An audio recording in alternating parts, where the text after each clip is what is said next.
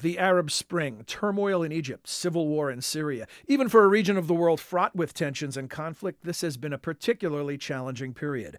Big questions loom. What are the prospects for peace between Israel and Palestinians? And can a deal be reached on Iran's nuclear program?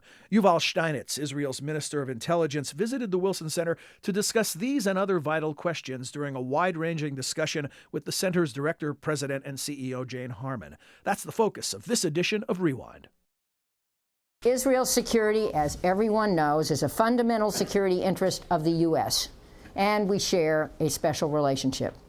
With the challenges rocking the region from the peace process to Iran's nuclear program, this relationship is more important than ever. Both our countries are threatened by terror groups. Both our countries face an increase in cyber attacks, and the long-term consequences of issues like displaced Syrian refugees will impact the region and us for decades.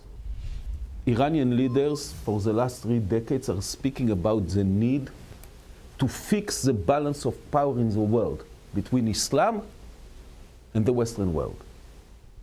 But if you listen very carefully, even in Rouhani's speech, which was planned to convince the world that this is a different Iran, a peace-seeking Iran, there were some very moderate reminders of this global approach. It's not just about Israel. It's not just about the Middle East. It is about the overall relations between Islam and the Western world. It's not just that Iran shouldn't produce the weapon, or that one can verify that Iran is not producing the weapon. It's about the capabilities. Iran shouldn't preserve the capacity or the capability to produce a weapon.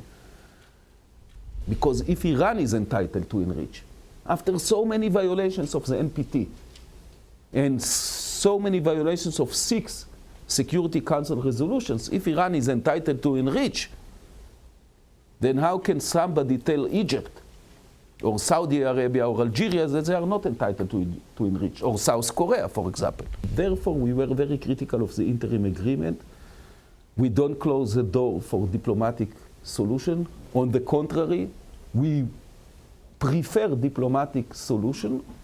We prefer to see a final comprehensive deal, but it should be satisfactory deal, unlike the one that was signed with North Korea. So how do you think this latest issue about Russia in Ukraine will affect the negotiations for a strong agreement between the P5+1 and Iran? First, I think that Russia is basically not interested in nuclear Iran.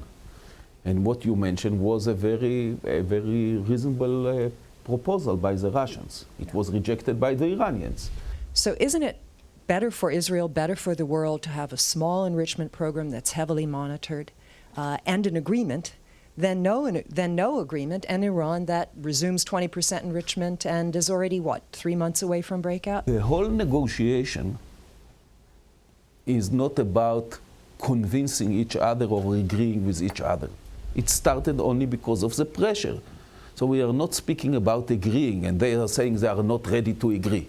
Okay, a few years ago, they were not ready to agree to any interim agreement or to any freeze. Under Ahmadinejad, they wouldn't sign this interim agreement. Why they agree now? Not because this is a different person, but because this is a different situation. Because in the last 2 years, the sanctions are so significant that you actually compel them to agree. For more information, visit wilsoncenter.org. Click the Programs tab to find additional resources from the Wilson Center's Middle East program.